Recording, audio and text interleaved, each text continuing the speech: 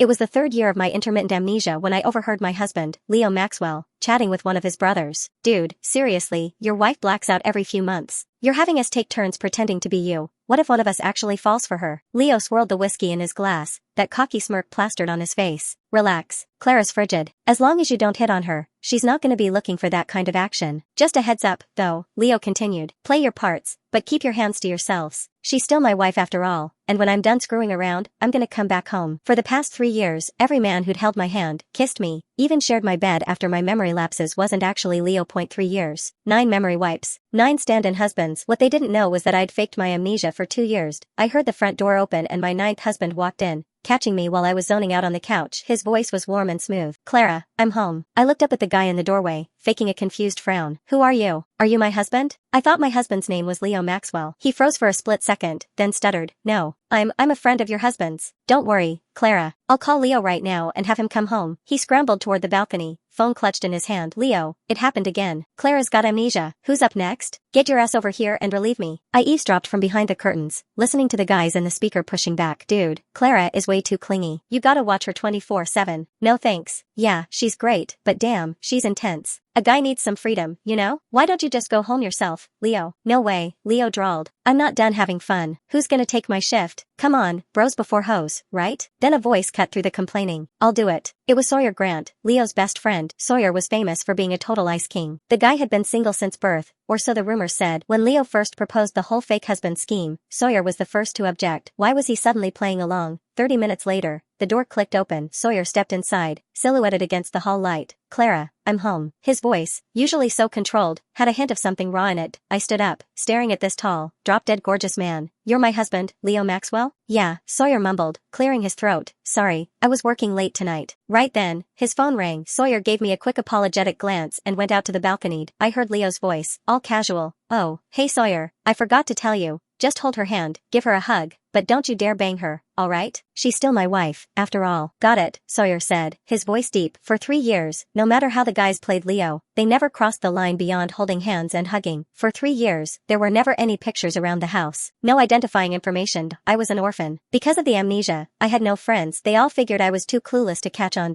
I pretended to be, but this time, I wanted to change the rules of the game. I walked over and wrapped my arms around Sawyer's waist. Honey, even though I can't remember anything, seeing you just feels right. You have to be my husband. I squeezed him tight, letting my hand linger against his abs. Sawyer tensed, then awkwardly pushed me away. What's wrong? I asked, all innocent. Honey, do you not like me now that I have amnesia? No, Sawyer said, his eyes darting around. I do. I reached out and unbuttoned his shirt, letting my hand brush against his chest. Honey, it's so cold. Want to go to bed and warm up? Sawyer's Adam's apple bobbed. Okay. That night, Sawyer and I shared a bed. We both knew what was going on, but neither of us said a word. To the next day, Sawyer took me to a bar, saying he wanted me to get reacquainted with his friends. As soon as we walked into the private room, I spotted Leo making out with some blonde. Sawyer cleared his throat, interrupting them. Leo looked up, startled, then slowly stood up. Hey, I'm Sawyer Grant, Leo's childhood friend, Leo said, smoothly. And this is my girlfriend, Heidi Bliss. Okay, I said, pointedly not shaking his hand. Heidi, of course. Leo's high school sweetheart. They'd broken up because of family stuff, but then reconnected while I was supposedly losing my mind. She was the reason Leo wasn't ready to come home. Leo's other friends were there, the ones who'd taken turns playing my husband. They all acted like nothing was wrong, cracking jokes. Clara, you lost your memory again? Leo's such a good guy, sticking by you no matter what. Yeah, Clara, you're so lucky to have him. I gave him a sarcastic smile. Sawyer pulled me down onto the couch next to him. As soon as we sat down, I picked up a piece of fruit and fed it to him. Honey, eat up. Out of the corner of my eye, I could see Leo watching us.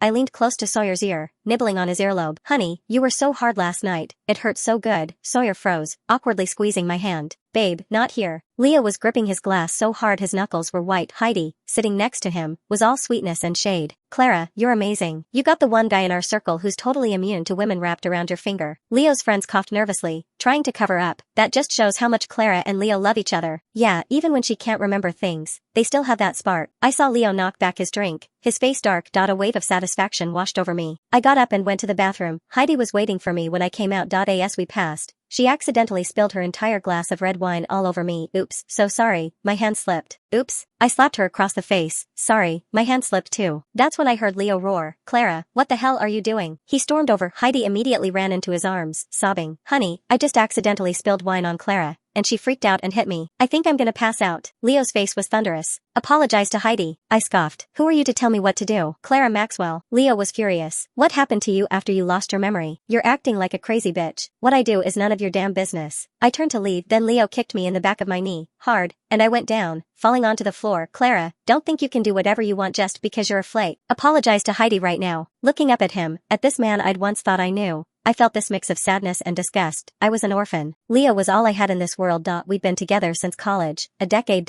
He'd proposed, promising to love and protect me forever, swearing he'd never betray me. Now, he was cheating on me and physically hurting me for some other woman. All those promises, all those sweet words, were a joke. I was still on the ground when I heard Sawyer's voice, icy and lethal. Get away from her. I pulled myself up, slapped Leo across the face, and ran into Sawyer's arms. Honey, your friend is so mean. He hurt me. Sawyer's face was a mask, his eyes warning. Don't touch her. Leo clenched his jaw. Heidi, still in Leo's arms, sneered. Trailer trash hooking up with a cut? How pathetic. Shut up. Leo and Sawyer said it at the same time. 3-inch Heidi. Clara might be in the wrong, but you don't get to talk to her like that. Leo's voice was cold. Sawyer frowned, giving Heidi a look. Don't let me hear you say anything like that about Clara again. He grabbed me and we left. We went straight home. As soon as we walked in, I wrapped my arms around Sawyer's waist, letting my hands wander over his stomach. Honey, you were so amazing back there, protecting me. I love it. Sawyer's ears turned pink. I'm glad. I reached for his belt buckle. Honey, it's freezing in here. How about we work up a sweat? It's still early. Who says we need a reason to sleep together? I kissed his throat, whispering, honey, I have amnesia. I can't remember what sex feels like. Can you help me remember? Sawyer's Adam's apple bobbed. Clara, don't. I pushed him back onto the couch. Sawyer struggled for a second, then flipped us over, pinning me down. From the afternoon until late at night, Sawyer was like a wild animal.